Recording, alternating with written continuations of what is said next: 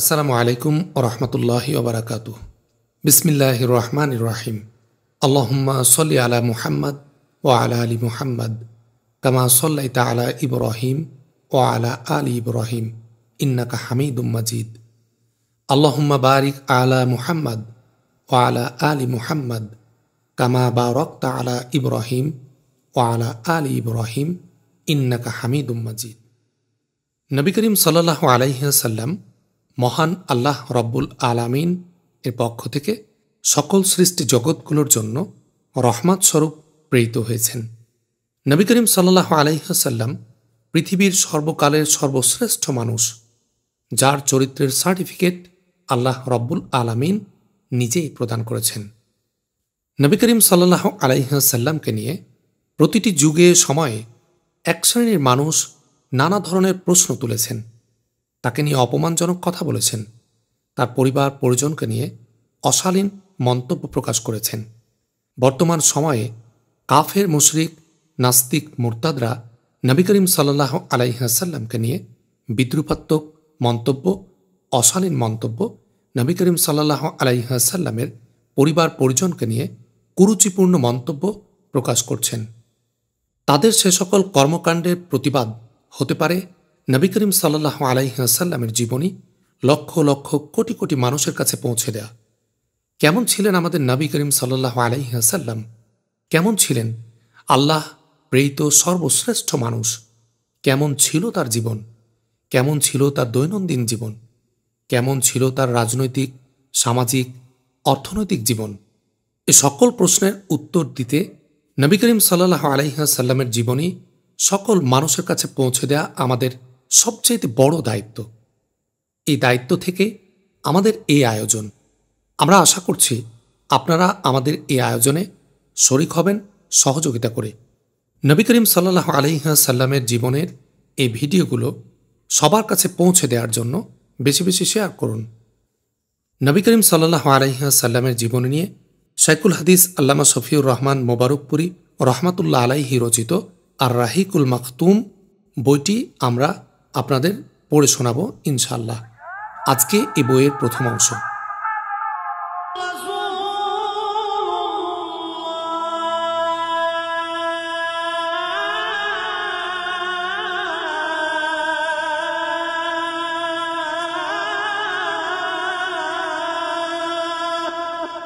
তৎকালীন আরবের ভৌগোলিক, সামাজিক, প্রশাসনিক, অর্থনৈতিক ও ধর্মীয় অবস্থা।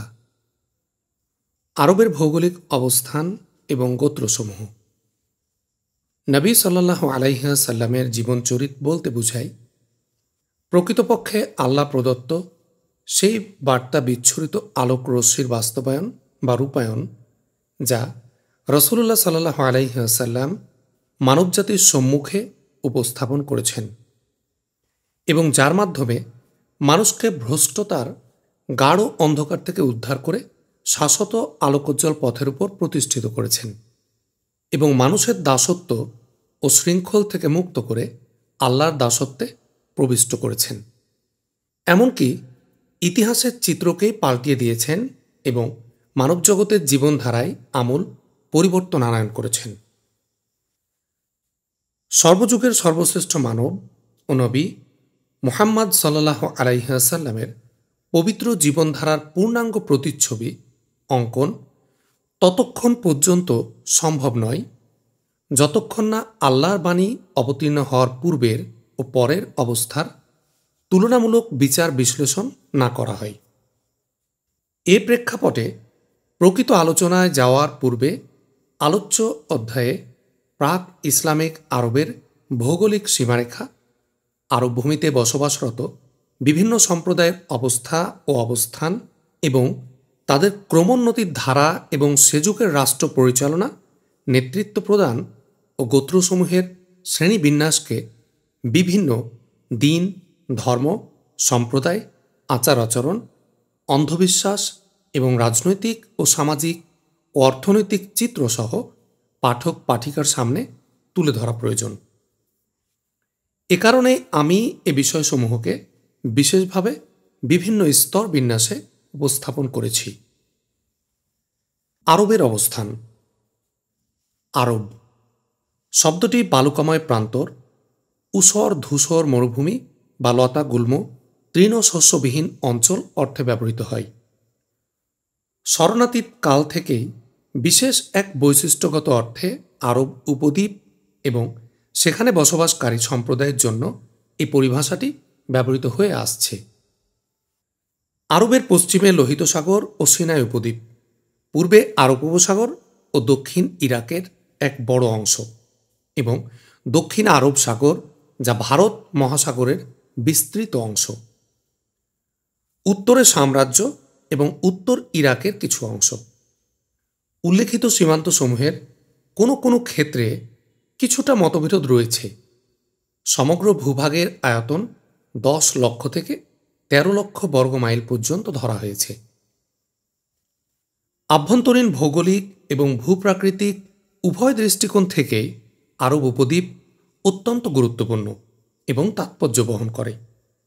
এই উপদ্বীপের চতুর্দিক মরুভূমি বা দিগন্ত বিস্তৃত বালুকাময় প্রান্তর দ্বারা পরিবেষ্টিত, যে কারণে এই উপদ্বীপ এমন এক সুরক্ষিত দুর্গে পরিণত হয়েছে যে কোনো বিদেশি শক্তি বা বহিঃশত্রুর পক্ষে এর উপর আক্রমণ পরিচালনা, অধিকার প্রতিষ্ঠা কিংবা প্রভাব বিস্তার করা অত্যন্ত কঠিন। এ নৈসর্গিক কারণে আরব উপদ্বীপের মধ্যভাগের অধিবাসীগণ সেই সুপ্রাচীন ও শরণাতীত কাল থেকেই সম্পূর্ণ স্বাধীন থেকে নিজস্ব স্বাতন্ত্র্যগত বৈশিষ্ট্য বজায় রেখে চলতে সক্ষম হয়েছে। অথচ অবস্থানের দিক দিয়ে এই উপদ্বীপটি এমন দুই পরাশক্তির প্রতিবেশী যে ভূপ্রকৃতিগত প্রতিবন্ধকতা না থাকলে এই পরাশক্তিদ্বয়ের প্রভাব থেকে মুক্ত থাকা আরববাসীদের পক্ষে কখনোই সম্ভবপর হতো না। বহির্বিশ্বের দিক থেকে আরব উপদ্বীপের অবস্থানের প্রতি লক্ষ্য করলেও প্রতীয়মান হবে যে দেশটি পুরাতন যুগের মহাদেশসমূহের একেবারে মধ্যস্থল বা কেন্দ্রবিন্দুতে অবস্থিত এবং জল ও স্থল উভয় পথে পৃথিবীর বিভিন্ন দেশ ও মহাদেশের সঙ্গে সংযুক্ত। এর উত্তর পশ্চিম সীমান্ত হচ্ছে আফ্রিকা মহাদেশ গমনের প্রবেশপথ, উত্তর পূর্ব সীমান্ত হচ্ছে ইউরোপ মহাদেশে প্রবেশের প্রবেশদ্বার এবং পূর্ব সীমান্ত হচ্ছে ইরান ও মধ্য এশিয়া হয়ে চীন, ভারত সহ দূর প্রতীচ্যে গমনাগমনের দরজা। এভাবে পৃথিবীর বিভিন্ন দেশ ও মহাদেশ থেকে সাগর ও মহাসাগর হয়ে আগত জলপথ আরব উপদ্বীপের সঙ্গে চমৎকার যোগসূত্র রচনা করেছে। বিভিন্ন দেশের জাহাজগুলো সরাসরি আরবের বন্দরে গিয়ে ভিড়ে। এরূপ ভৌগোলিক অবস্থান ও সীমারেখার প্রেক্ষিতে আরব উপদ্বীপের উত্তর ও দক্ষিণ সীমান্ত ছিল বিভিন্ন সম্প্রদায়ের ব্যবসা বাণিজ্য, কৃষি ও মতবিনিময়ের লক্ষ্যস্থল বা কেন্দ্রবিন্দু। আরব সম্প্রদায়সমূহ জন্মসূত্রের ভিত্তিতে ইতিহাসবিদগণ আরব সম্প্রদায়কে 3টি শ্রেণীতে বিভক্ত করেছেন, যথা 1. আরবে বাইদা। এরা হলো ওই সমস্ত ধ্বংসপ্রাপ্ত প্রাচীন গোত্র এবং সম্প্রদায় যা ধরাপৃষ্ঠ থেকে সম্পূর্ণরূপে নিশ্চিহ্ন হয়ে গেছে এবং এদের খোঁজখবর সম্পর্কিত নির্ভরযোগ্য তথ্য প্রমাণাদির সন্ধান লাভ প্রায় অসম্ভব হয়ে পড়েছে। এ সম্প্রদায়গুলো হচ্ছে যথাক্রমে আদ, সামুদ, তাসম, জাদিস, ইমলাক, উমাইম, জুরহুম, হাজুর, ওয়াবার, আবিল, জাসিম, হাজরামাউত ইত্যাদি। 2. আরবে আরিবা। এরা হচ্ছে ওই সমস্ত গোত্র যারা ইয়াসজুব বিন ইয়ারুব বিন কাহতানের বংশোদ্ভূত। এদেরকে কাহতানি আরব বলা হয়। 3. আরবে মুস্তাআরিবা। এরা হচ্ছেন ওই আরব সম্প্রদায় যারা ইসমাইল আলাইহিসসালাম এর বংশধারা থেকে আগত। এদেরকে আদনানি আরব বলা হয়। আরবে আরিবা অর্থাৎ কাহতানি আরবদের প্রকৃত আবাসস্থল ছিল ইয়ামান রাজ্য। এখানে তাদের বংশধারা এবং গোত্রসমূহ সাবা বিন ইয়াসজুব বিন ইয়ারুব বিন কাহতান এর বংশধর থেকে বহু শাখা প্রশাখায় বিভক্ত হয়ে পড়ে। এর মধ্যে পরবর্তীকালে 2 গোত্রই অধিক প্রসিদ্ধি লাভ করেছিল। সেগুলো হল হিমিয়ার বিন সাবা ও কাহলান বিন সাবা। বনি সাহাবার আরও 11টি বা 14টি গোত্র ছিল, যাদেরকে সাবিউন বলা হতো। সাহাবা ব্যতীত তাদের আর কোনো গোত্রের অস্তিত্ব নেই। ক, হিমিয়ার। এর প্রসিদ্ধ শাখাগুলো হচ্ছে: 1, কুজা। এর প্রশাখাসমূহ হল বাহরা, বালি, আল কায়ন, কালব, উজরা, ওয়াবারা। 2, সাকাসিক। তারা হলেন জায়েদ বিন ওয়াইলাহ বিন হিমিয়ারের বংশধর। জায়েদের উপাধি হল সাকাসিক। তারা বনি কাহলানের সাকাসিক কিন্দার অন্তর্ভুক্ত নয়, যাদের আলোচনা সামনে আসছে। 3, জায়দুল জামহুর।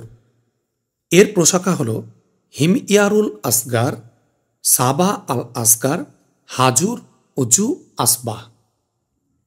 খ, কাহলান। এর প্রসিদ্ধ শাখা প্রশাখাগুলো হচ্ছে হামদান, আলহান, আশআর, তাই, মাঝহিজ। মাঝহিজ থেকে আবার আনস ওয়ান নাক, লখম। লখম থেকে কিন্দা, কিন্দা থেকে বনু মুয়াবিয়া, সাকুন ও সাকাসিক। জুজাম, আমিলাহ, খাওলান, মা আফির, আনমার। আনমার থেকে খায়সাম ও বাখিলা। বাখিলা থেকে আহমাস। আজুদ। আজুদ থেকে আউস, খাজরাজ, খুজা ও জাফরান বংশধর। এরা পরে সাম্রাজ্যের আশপাশে সাম্রাজ্য প্রতিষ্ঠা করেন এবং আলে গাসসান নামে প্রসিদ্ধি লাভ করেন। অধিকাংশ কাহলানি গোত্র পরে ইয়ামান রাজ্য পরিত্যাগ করে আরব উপদ্বীপের বিভিন্ন অঞ্চলে ছড়িয়ে পড়ে। সাধারণভাবে তাদের দেশত্যাগের ঘটনা ঘটে সাইলে আরিমের কিছু পূর্বে। ওই সময়ের ঘটনা যখন রোমীয়গণ মিশর ও শামে অনুপ্রবেশ করে এবং ইয়ামানের অধিবাসীদের ব্যবসা বাণিজ্যের জলপথের উপর একচ্ছত্র আধিপত্য প্রতিষ্ঠা করে। স্থলপথের যাবতীয় সুযোগ সুবিধারও চিরতরে অবসান ঘটে। এর ফলে কাহলানিদের ব্যবসা বাণিজ্য একদম উজাড় হয়ে যায়, যার সাক্ষ্য পবিত্র কুরআনে এসেছে। আল্লাহ তাআলা সূরা সাবার 19 নম্বর আয়াতে বলেন, সাবার অধিবাসীদের জন্য তাদের বাসভূমিতে একটা নিদর্শন ছিল, 2টো বাগান, একটা ডানে একটা বামে। তাদেরকে বলেছিলাম, তোমাদের প্রতিপালক প্রদত্ত রিজিক ভোগ করো আর তার প্রতি কৃতজ্ঞতা প্রকাশ করো, যিনি সুখ শান্তির শহর আর ক্ষমাশীল পালনকর্তা। কিন্তু তারা আল্লাহ হতে মুখ ফিরিয়ে নিল। কাজেই আমি তাদের বিরুদ্ধে পাঠালাম বাঁধভাঙা বন্যা, আর আমি তাদের বাগান দুটিকে পরিবর্তিত করে দিলাম এমন 2টি বাগানে যাতে জন্মিত বিষাদ ফল, ঝাউ গাছ আর কিছু কুল গাছ। অকৃতজ্ঞতা ভরে তাদের সত্য প্রত্যাখ্যান করার জন্য আমি তাদেরকে এ শাস্তি দিয়েছিলাম। আমি অকৃতজ্ঞদের ছাড়া এমন শাস্তি কাউকে দেই না। তাদের এবং যেসব জনপদের প্রতি আমি অনুগ্রহ বর্ষণ করেছিলাম সেগুলোর মাঝে অনেক দৃশ্যমান জনপদ স্থাপন করে দিয়েছিলাম এবং ওগুলোর মাঝে সমান সমান দূরত্বে সফর মঞ্জিল করে দিয়েছিলাম। আর তাদেরকে বলেছিলাম, তোমরা এসব জনপদে রাতে আর দিনে নিরাপদে ভ্রমণ করো। কিন্তু তারা বলল, হে আমাদের পালনকর্তা, আমাদের সফর মঞ্জিলগুলোর মাঝে ব্যবধান বাড়িয়ে দাও। তারা নিজেদের প্রতি জুলুম করেছিল। কাজে আমি তাদেরকে কাহিনী বানিয়ে ছাড়লাম, যে কাহিনী শোনানো হয়, আর তাদেরকে ছিন্ন ভিন্ন করে দিলাম। এতে প্রত্যেক ধৈর্যশীল কৃতজ্ঞ ব্যক্তির জন্য রয়েছে নিদর্শন। হিমিয়ারি ও কাহলানি গোত্রদ্বয়ের বংশদ্বয়ের মধ্যে বিরাজমান আত্মকলহ ও দ্বন্দ্ব ছিল তাদের অন্যতম প্রধান কারণ, যার ইঙ্গিত বিভিন্ন সূত্র থেকে পাওয়া যায়। এ সকল সূত্র থেকে যে তথ্য পাওয়া যায় তাতে দেখা যায় যে আত্মকলহের কারণে জীবনযাত্রার বিভিন্ন ক্ষেত্রে নানাবিধ জটিল সমস্যার উদ্ভব হয়। কাহলানি গোত্রসমূহ স্বদেশভূমির মায়া মমতা ত্যাগ করতে বাধ্য হয়, কিন্তু হিমিয়ারি গোত্রসমূহ স্বস্থানে স্থায়ীভাবে প্রতিষ্ঠিত থাকে। যে সকল কাহলানি গোত্র স্বদেশের মায়া মমতা কাটিয়ে অন্যত্র গমন করে তাদের 4টি শাখায় বিভক্ত হওয়ার কথা নির্ভরযোগ্য সূত্রে জানা যায়। 1, আজদ। এরা নিজ নেতা ইমরান বিন আমর মুজাইকিয়ার পরামর্শক্রমে দেশ ত্যাগ করেন। প্রথম দিকে এরা ইয়ামানের এক স্থান থেকে অন্য স্থানে গমন করতে থাকেন। তাদের এক স্থান থেকে অন্য স্থানে যাত্রার প্রাক্কালে নিরাপত্তার ব্যাপারে সুনিশ্চিত হওয়ার জন্য অগ্রভাগে অনুসন্ধানী প্রহরী দল প্রেরণ করতেন। এভাবে পথ পরিক্রমা করতে করতে তারা অবশেষে উত্তর ও পূর্বমুখে অগ্রসর হওয়ার এক পর্যায়ে বহু শাখা প্রশাখায় বিভক্ত হয়ে পড়েন এবং এখানে সেখানে পরিভ্রমণ করতে করতে বিভিন্ন স্থানে স্থায়ীভাবে বসবাসের ব্যবস্থা করে নেন। তাদের এ দেশান্তর এবং বসতি স্থাপন সংক্রান্ত বিবরণ নিম্নরূপ। ইমরান বিন আমর, তিনি ওমানে গমন করেন এবং তার গোত্র সেখানে বসবাস করেন। এরা হলেন আজদে উমান। নসর বিন আজদ, বনু নসর বিন আজদ তুহামায় বসতি স্থাপন করেন। এরা হলেন আজদে সানুয়া। সালাবা বিন আমর, তিনি প্রথমত হিজাজ অভিমুখে অগ্রসর হয়ে সালাবিয়া ও জু কার নামক স্থানের মধ্যস্থানে বাসস্থান নির্মাণ করে বসবাস করতে থাকেন। যখন তার সন্তান সন্ততি বয়প্রাপ্ত হন এবং বংশধরগণ শক্তিশালী হয়ে ওঠেন, তখন মদিনা অভিমুখে অগ্রসর হয়ে মদিনাকে বসবাসের উপযুক্ত স্থান মনে করে সেখানে বসতি স্থাপন করেন। ওই সাহালাবার বংশধারা থেকে উদ্ভব হয়েছিল আউস এবং খাজরাজ গোত্রের তথা মদিনার আনসারদের। হারিসাহ বিন আমর, অর্থাৎ খুজা ও তার সন্তানাদি, এরা হিজাজ ভূমিতে চক্রাকারে ইতস্তত পরিভ্রমণ করতে করতে মাররুজ জাহরান নামক স্থানে শিবির স্থাপন করে বসবাস করতে থাকেন। তারপর হারাম শরীফের উপর প্রবল আক্রমণ পরিচালনা করে বনু জুরহুমকে সেখান থেকে বহিষ্কার করেন এবং নিজেরা মক্কা ধামে স্থায়ী বসতি স্থাপন করে বসবাস করতে থাকেন। ইমরান বিন আমর, তিনি এবং তার সন্তানাদি আম্মানে বসতি স্থাপন করেছিলেন, তাই তাদেরকে আজদে আম্মান বলা হতো। নসর বিন আমর, এর সঙ্গে সম্পর্কিত গোত্রগুলো তুহামায় বসতি স্থাপন করেছিলেন, এদেরকে আজদে সানুয়া বলা হতো। জাফনা বিন আমর, তিনি সাম্রাজ্যে গমন করে সেখানে বসতি স্থাপন করেন এবং সন্তানাদি সহ বসবাস করতে থাকেন। তিনি হচ্ছেন গাসসানী শাসকগণের প্রখ্যাত পূর্বপুরুষ। সাম্রাজ্যে গমনের পূর্বে হেজাজে গাসসান নামক ঝর্ণার ধারে তারা কিছুদিন বসবাস করেছিলেন, তাই তাদের বংশধারাকে গাসসানী বংশ বলা হতো। কিছু ছোট ছোট গোত্র হিজাজ ও শামে হিজরত করে ওই সকল গোত্রের সঙ্গে মিলিত হয়, যেমন কাব বিন আমর, হারিস বিন আমর ও আউফ বিন আমর। 2. লাখম ও জুজাম গোত্র, তারা পূর্ব ও উত্তর দিকে গমন করে।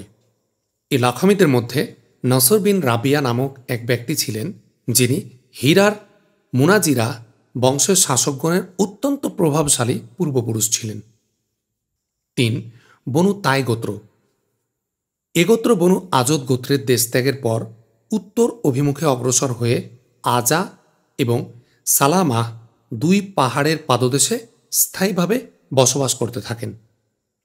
এ গোত্রের নামানুসারে পাহাড় দুটি বনু তাই গোত্রের নামে পরিচিতি লাভ করে। 4. কিন্দা গোত্র, এ গোত্র সর্বপ্রথম বাহরাইনে বর্তমান আল আহসাই শিবির স্থাপন করেন, কিন্তু সেখানে আশানুরূপ পরিবেশ ও সুযোগ সুবিধা না পাওয়ায় বাধ্য হয়ে হাজরামাউত অভিমুখে যাত্রা করেন। কিন্তু সেখানেও তেমন কোনো সুযোগ সুবিধার ব্যবস্থা করতে না পারায় অবশেষে নজদ অঞ্চলে গিয়ে বসতি গড়ে তোলেন। সেখানে তারা একটি অত্যন্ত জাঁকজমকপূর্ণ বিশাল রাষ্ট্রের গোড়াপত্তন করেন, কিন্তু সেই রাষ্ট্র বেশি দিন স্থায়ী হয়নি। অল্পকালের মধ্যেই তার অস্তিত্ব চিরতরে বিলুপ্ত হয়ে যায়। কাহলান ছাড়া হিমিয়ারেরও অনুরূপ একটি কুজা গোত্র রয়েছে। অবশ্য যারা ইয়ামান হতে বাস্তুভিটা ত্যাগ করে ইরাক সীমান্তে বসতি স্থাপন করেন, তাদের হিমিয়ারি হওয়ার ব্যাপারেও কিছুটা মতভেদ রয়েছে।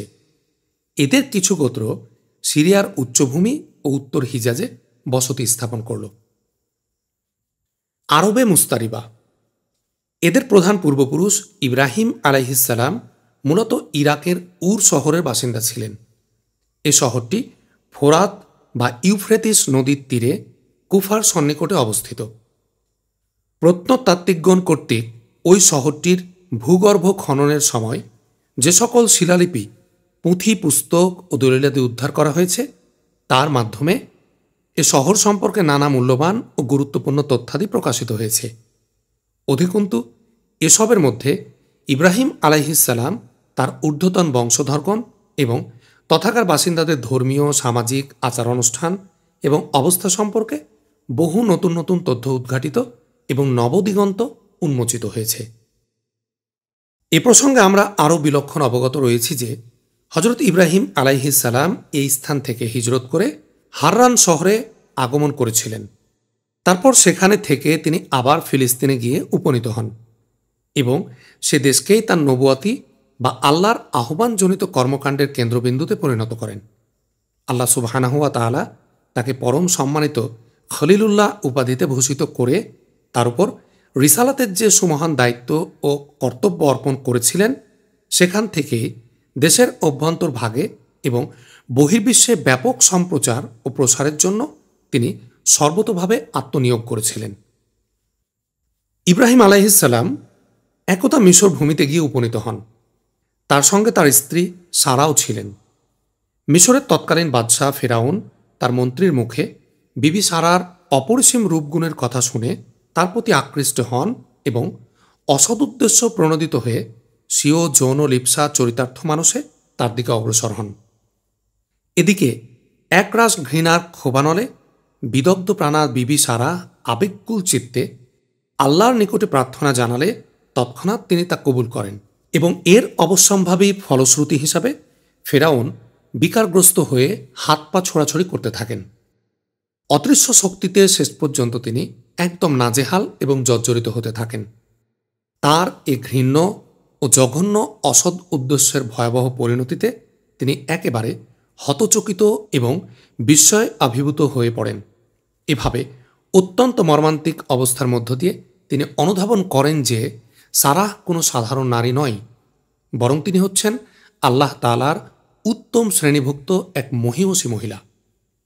সারার এই ব্যক্তি বিশিষ্টতায় তিনি এতই মুগ্ধ ও অভিভূত হয়ে পড়েন যে তার কন্যা হাজেরাকে বিবি সারার খেদমতে সর্বতোভাবে নিয়োজিত করে দেন। বিবি হাজেরার সেবা যত্ন ও গুণ গরিমায় মুগ্ধ হয়ে তারপর তিনি তার স্বামী ইব্রাহিম খলিলুল্লাহ আলাইহিসসালাম এর সাথে হাজেরার বিয়ে দেন। ইব্রাহিম আলাইহিসসালাম সারাহ এবং হাজেরাকে সঙ্গে নিয়ে নিজ বাসস্থান ফিলিস্তিন ভূমে প্রত্যাবর্তন করেন। তারপর আল্লাহ তাআলা হাজেরার গর্ভে ইব্রাহিম আলাইহিসসালামকে পরম ভাগ্যমন্ত এক সন্তান দান করেন। বিবি হাজেরার গর্ভে ইব্রাহিম আলাইহিসসালামের ঔরসজাত সন্তান ভূমিষ্ঠ হওয়ায় তিনি কিছুটা লজ্জিত ও বিব্রত বোধ করতে থাকলেন এবং নবজাতক সহ বিবি হাজেরাকে নির্বাসনে পাঠানোর জন্য উপর্যুপরি চাপ সৃষ্টি করে চললেন। ফলে তিনি বিবি হাজেরা ও নবজাত পুত্র ইসমাইল আলাইহিসসালামকে সঙ্গে নিয়ে হিজাজ ভূমিতে এসে উপনীত হলেন। তারপর বাইতুল্লাহ শরীফের সন্নিকটে অনাবাদী ও শস্যহীন উপত্যকায় পরিত্যক্ত অবস্থায় তাদের রেখে দিলেন। ওই সময় বর্তমান আকারে বাইতুল্লাহ শরীফের কোনো অস্তিত্বই ছিল না। বর্তমানে যে স্থানে বাইতুল্লাহ শরীফ অবস্থিত, সেই সময় সেই স্থানটির আকার ছিল ঠিক একটি উঁচু টিলার মতো। কোনো কোনো সময় প্লাবনের সৃষ্টি হলে ডান কিংবা বাম দিক দিয়ে সেই প্লাবনের ধারা বয়ে চলে যেত। সেই সময় জমজম কূপের পাশে মসজিদুল হারামের উপরিভাগে বিরাট আকারের একটি বৃক্ষ ছিল। ইব্রাহিম আলাইহিসসালাম বিবি হাজেরা এবং শিশুপুত্র ইসমাইল আলাইহিসসালামকে সেই বৃক্ষের নিচে রেখে গেলেন। সে সময় এই স্থানে না ছিল কোনো জলাশয় বা পানির কোনো উৎস, ছিল না কোনো লোকালয় বা জনমানব বসতি। একটি পাত্রে কিছু খেজুর এবং একটি ছোট্ট মশকে কিছুটা পানি রেখে ইব্রাহিম আলাইহিসসালাম আবার পাড়ি জমালেন সেই ফিলিস্তিন ভূমে। কিন্তু দিন কয়েকের মধ্যেই ফুরিয়ে গেল খেজুর, ফুরিয়ে গেল পানিও। কঠিন সংকটে নিপতিত হলেন হাজেরা এবং শিশুপুত্র ইসমাইল আলাইহিসসালাম। কিন্তু এই ভয়াবহ সংকটের সমাধান হয়ে গেল আল্লাহ তাআলার অসীম মেহেরবাণীতে অলৌকিক পন্থায়। সৃষ্টি হল আবে হায়াত জমজম ধারা। ওই একই ধারায় সংগৃহীত হল দীর্ঘ সময়ের জন্য প্রয়োজনীয় খাদ্য ও পণ্য সামগ্রী। কিছুকাল পর ইয়ামান থেকে এক গোত্রের লোকজনেরা সেখানে আগমন করেন। ইসলামের ইতিহাসে এ গোত্রকে জুরহুম সানি বা দ্বিতীয় জুরহুম বলা হয়ে থাকে। এ গোত্র ইসমাইল আলাইহিস সালামের মাতার নিকট অনুমতি নিয়ে মক্কা ভূমিতে অবস্থান করতে থাকেন। একথা বলা হয়ে থাকে যে প্রথম অবস্থায় এ গোত্র মক্কার আশপাশের পর্বতময় উন্মুক্ত প্রান্তরে বসতি স্থাপন করেছিলেন। সহিহুল বুখারী শরীফে সুস্পষ্টভাবে এতটুকু উল্লেখ আছে যে মক্কা শরীফে বসবাসের উদ্দেশ্যে তারা আগমন করেছিলেন ইসমাইল আলাইহিস সালামের আগমনের পর, কিন্তু তার যৌবনে পদার্পণের পূর্বে। অবশ্য তার বহু পূর্ব থেকে তারা সেই পর্বত পরিবেষ্টিত প্রান্তর দিয়ে যাতায়াত করতেন। পরিত্যক্ত স্ত্রী পুত্রের সঙ্গে সাক্ষাতের উদ্দেশ্যে ইব্রাহিম আলাইসাল্লাম সময় সময় মক্কা ভূমিতে আগমন করতেন, কিন্তু তিনি কতবার মক্কার পুণ্যভূমিতে আগমন করেছিলেন তার সঠিক কোনো বিবরণ বা হদিস খুঁজে পাওয়া যায়নি। তবে ইতিহাসবিদগণের অভিমত হচ্ছে যে তিনি 4 বার মক্কায় আগমন করেছিলেন। তার এ 4 দফা আগমনের বিবরণ নিম্নে প্রদত্ত হল। 1. কুরআন মাজিদে বর্ণিত হয়েছে, আল্লাহ তাআলা স্বপ্নযোগে ইব্রাহিম খলিলুল্লাহ আলাইহিস সালামকে দেখালেন যে তিনি আপন পুত্র ইসমাইল আলাইহিস সালামকে কুরবানি করছেন। প্রকারান্তরে এ স্বপ্ন ছিল আল্লাহ তাআলার একটি নির্দেশ এবং পিতা পুত্র উভয়ে একাগ্রচিত্তে সে নির্দেশ পালনের জন্য প্রস্তুত হয়ে গেলেন মনে প্রাণে। সূরা আস-সাফফাতে আল্লাহ রব্বুল আলামিন বলেন, পিতা যখন পুত্রকে কুরবানি করার উদ্দেশ্যে কপালদেশ মাটিতে মিশিয়ে উপুড় করে শুইয়ে দিলেন, তখন আল্লাহ তাআলার বাণী ঘোষিত হল, হে ইব্রাহিম, তোমার স্বপ্নকে তুমি সর্বতোভাবে সত্যে পরিণত করেছ। অবশ্যই আমি সৎকর্মশীলদেরকে এভাবেই পুরস্কৃত করে থাকি। নিশ্চিতরূপে এ ঘটনা ছিল আল্লাহর তরফ থেকে এক মহা অগ্নি পরীক্ষা এবং আল্লাহ তাআলা বিনিময়ে তাদেরকে স্বীয় মনোনীত একটি বড় রকমের প্রাণী দান করেছিলেন। মাজমুয়া বাইবেলের জন্ম পর্বে উল্লেখ আছে যে ইসমাইল আলাইহিস সালাম ইসহাক আলাইহিস সালামের চেয়ে 13 বছরের বয়োজ্যেষ্ঠ ছিলেন এবং কোরআন শরীফের হিসাব অনুযায়ী ওই ঘটনা ইসহাক আলাইহিস সালামের পূর্বে সংঘটিত হয়েছিল। কারণ ইসমাইল আলাইহিস সালামের বিস্তারিত বর্ণনার পর ইসহাক আলাইহিস সালামের জন্ম প্রসঙ্গে সুসংবাদ দেয়া হয়েছে। এ ঘটনা থেকে একথা প্রতিপন্ন এবং সাব্যস্ত হয় যে ইসমাইল আলাইহিস সালামের যৌবনে উপনীত হওয়ার আগে কমপক্ষে একবার ইব্রাহিম আলাইসাল্লাম মক্কায় আগমন করেছিলেন। অবশিষ্ট 3 সফরের বিবরণ সহিহুল বুখারী শরীফের এক দীর্ঘ বর্ণনার মধ্যে পাওয়া যায়, যা ইবনু আব্বাস রাদিয়াল্লাহু আনহু হতে সরাসরি বর্ণিত হয়েছে। তার সংক্ষিপ্ত সার হচ্ছে নিম্নরূপ। 2. ইসমাইল আলাইহিস সালাম যখন যৌবনে পদার্পণ করলেন, তখন জুরহুম গোত্রের লোকজনের নিকট থেকে আরবি ভাষা উত্তম রূপে আয়ত্ত করেন এবং সব দিক দিয়েই সংশ্লিষ্ট সকলের শুভদৃষ্টি আকর্ষণ করতে সক্ষম হন।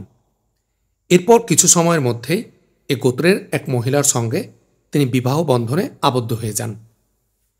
এমন এক অবস্থার মধ্য দিয়ে যখন সময় অতিবাহিত হয়ে যাচ্ছিল, তখন তার নয়নমণি ইসমাইল আলাইহিস সালামকে শোক সাগরে ভাসিয়ে বিবি হাজেরা জান্নাতবাসিনী হয়ে যান। ইন্না লিল্লাহি ওয়া ইন্না ইলাইহি রাজিউন। এদিকে পরিত্যক্ত পরিবারের কথা স্মৃতিপটে উদিত হলে ইব্রাহিম আলাইহিস সালাম পুনরায় মক্কা অভিমুখে যাত্রা শুরু করেন। সহধর্মিণী হাজেরা তখন জান্নাতবাসিনী। তিনি প্রথমে গিয়ে উপস্থিত হলেন ইসমাইল আলাইহিস সালামের গৃহে, কিন্তু তার অনুপস্থিতির কারণে পিতা পুত্রের মধ্যে সাক্ষাৎকার আর সম্ভব হল না। দেখা সাক্ষাৎ এবং কথাবার্তা হল পুত্রবধূর সঙ্গে। আলাপ আলোচনার এক পর্যায়ে পুত্রবধূ সাংসারিক অসচ্ছলতার অনুযোগ পেশ করলে তিনি একথা বলে উপদেশ প্রদান করেন যে ইসমাইল আলাইহিস সালামের আগমনের পরপরই যেন এ দরজার চৌকাঠ পরিবর্তন করে নেওয়া হয়। পিতার উপদেশের তাৎপর্য উপলব্ধি করে ইসমাইল আলাইহিস সালাম তার স্ত্রীকে তালাক দিয়ে দ্বিতীয় এক মহিলার সঙ্গে বিবাহ বন্ধনে আবদ্ধ হন। এ মহিলা ছিলেন জুরহুম গোত্রের মুজাজ বিন আমরের কন্যা। 3.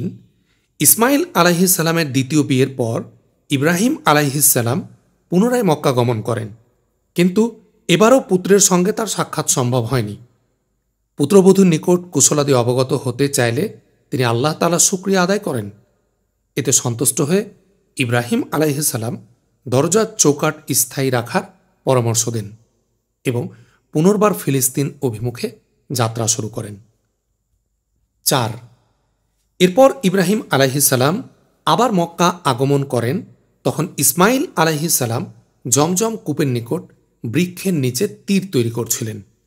এমত অবস্থায় হঠাৎ পিতাকে দেখতে পেয়ে তিনি যুগপৎ আবেগ ও আনন্দের আতিশয্যে একেবারে লাফ দিয়ে উঠলেন এবং পিতা ও পুত্র উভয়কে কোলাকুলি ও আলিঙ্গন অবস্থায় বেশ কিছু সময় অতিবাহিত করলেন। এ সাক্ষাৎকার এত দীর্ঘ সময় পর সংঘটিত হয়েছিল যে সন্তান বৎসল, কোমল হৃদয় ও কল্যাণময়ী পিতা এবং পিতৃবৎসল ও অনুগত পুত্রের নিকট তা ছিল অত্যন্ত আবেগময় ও মর্মস্পর্শী।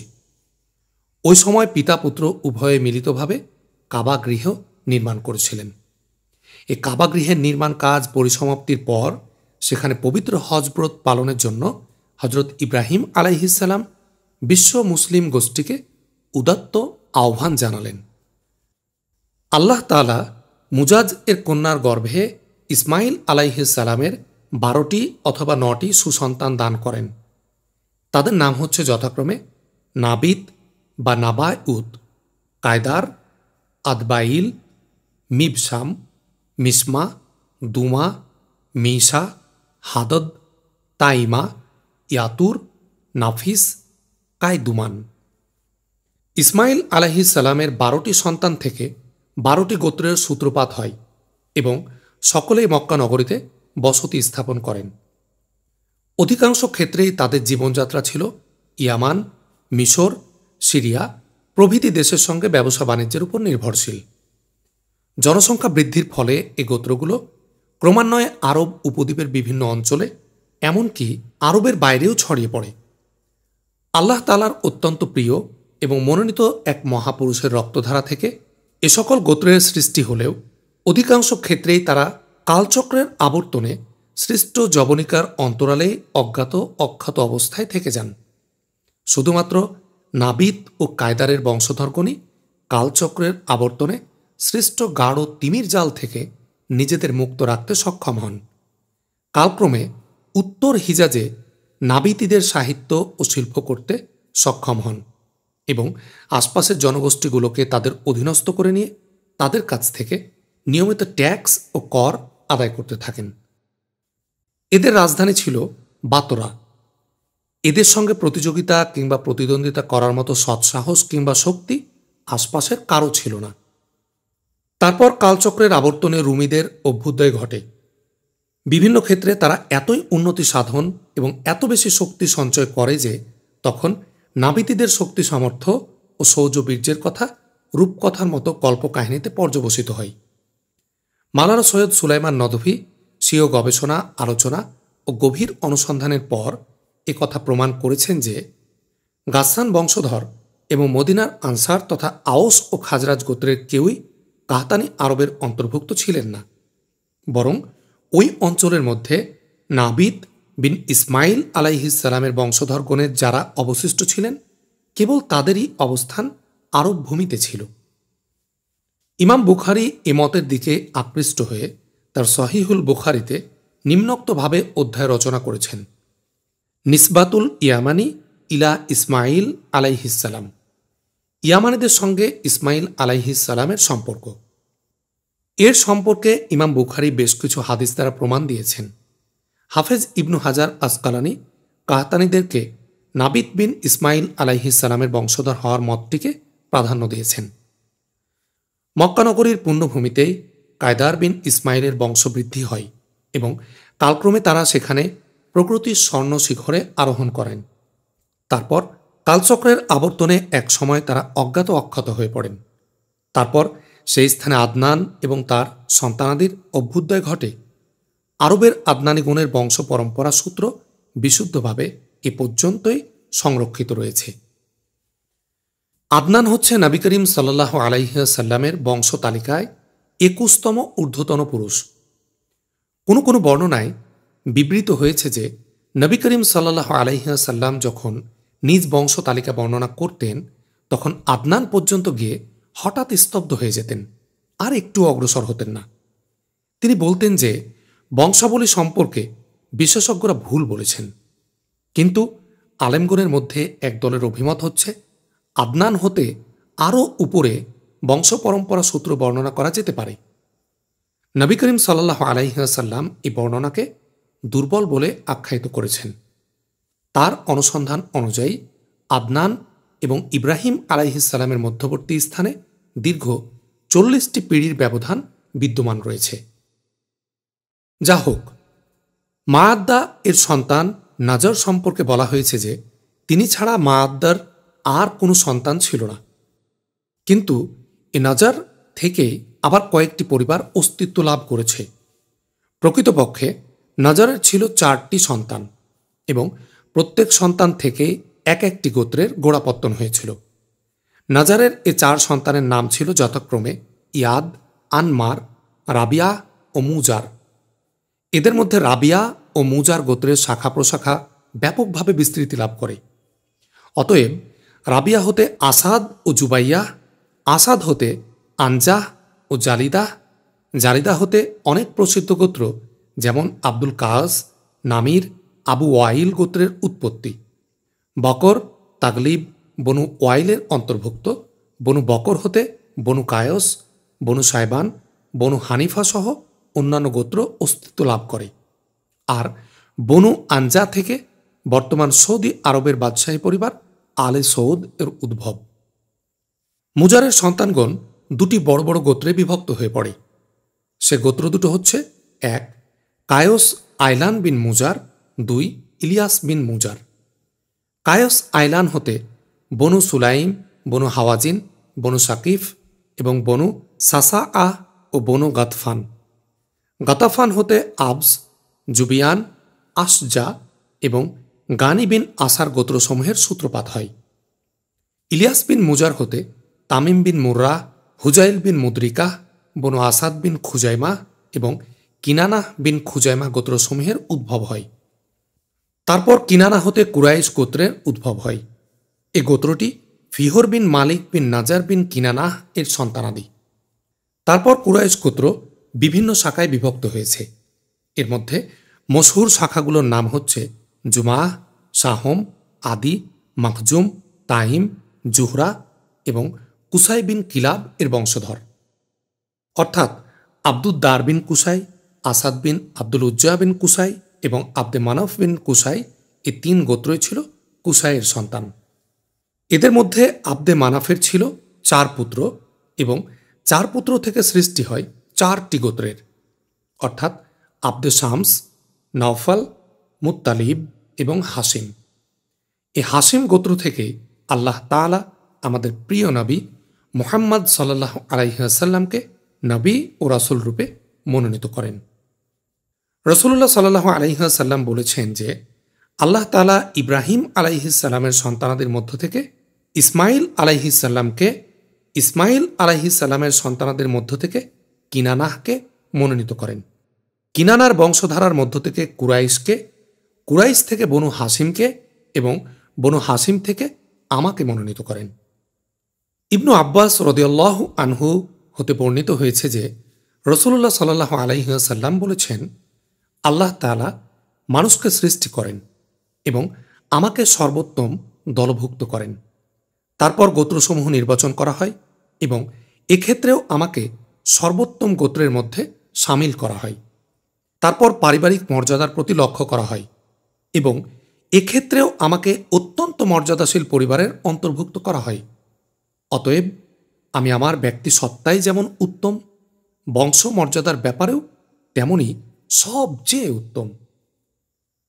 যা হোক, আদনানের বংশধরগণ যখন অধিক সংখ্যায় বৃদ্ধি পেতে লাগলেন তখন জীবিকার অন্বেষণে আরব ভূখণ্ডের বিভিন্ন অঞ্চলে ছড়িয়ে পড়েন।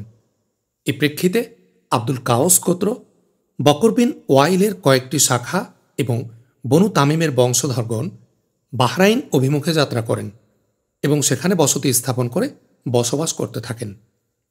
বনু হানিফা বিন সাবা বিন আলী বিন বকর গোত্র ইয়ামামাহ অভিমুখে গমন করেন এবং তার কেন্দ্রস্থল হুজুর নামক স্থানে বসতি স্থাপন করেন।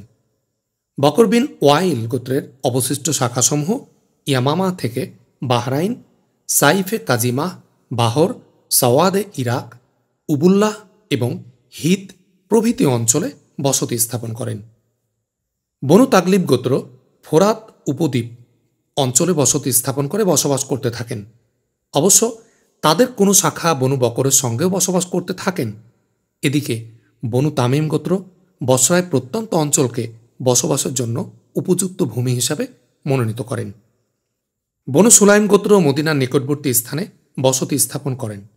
তাদের আবাসস্থল ছিল ওয়াদিউল কুরা হতে আরম্ভ করে খায়বার এবং মদিনার পূর্ব দিক দিয়ে অগ্রসর হয়ে হাররায়ে বনু সুলাইমের সঙ্গে মিলিত 2 পাহাড় পর্যন্ত বিস্তৃত। বনু আসাদ তার বসতি স্থাপন করেন তাইমার পূর্বে ও কুফার পশ্চিমে। ওদের ও তাইমার মধ্যভাগে বনু তাই গোত্রের এক বহুতুর পরিবারের আবাদ ছিল। বনু আসাদের কর্ষিত ভূমি এবং কুফার মধ্যকার পথের দূরত্ব ছিল 5 দিনের ব্যবধান। বনু জুবিয়ার গোত্র বসতি স্থাপন এবং আবাদ করতেন তাইমার নিকটে হাওরানের আশপাশে। বনু কিনানাহ গোত্রের লোকজন থেকে যান তুহামাই। এদের মধ্য থেকে কুরাইশগণ বসতি স্থাপন করেন মক্কা এবং তার পার্শ্ববর্তী অঞ্চলসমূহে। এসব লোক ছিলেন বিচ্ছিন্ন ধ্যান ধারণার অধিকারী। তাদের মধ্যে কোনো নিয়ম শৃঙ্খলা ছিল না। এভাবেই তাদের জীবনধারা চলে আসছিল। তারপর কুসাই বিন কিলাব নামক এক ব্যক্তি তাদের নেতৃত্ব গ্রহণ করেন এবং সঠিক পরিচালনা দানের মাধ্যমে তাদেরকে প্রচলিত অর্থে মর্যাদা ও সম্মানের আসনে উন্নীত করেন এবং ঐশ্বর্যশালী ও বিজয়ী করেন। আর রাহিকুল মাখতুম এ গ্রন্থের একটি অংশ আজ আমরা শেষ করলাম। আমাদের আগামী পর্বে সমসাময়িক আরবের বিভিন্ন রাজ্য ও নেতৃত্ব এই প্রসঙ্গে আলোচনা থাকবে। আগামী পর্বটি শোনার আহ্বান জানিয়ে আজকের মতো এখানে বিদায় নিচ্ছি। আসসালামু আলাইকুম ওয়া রাহমাতুল্লাহি ওয়া বারাকাতুহু।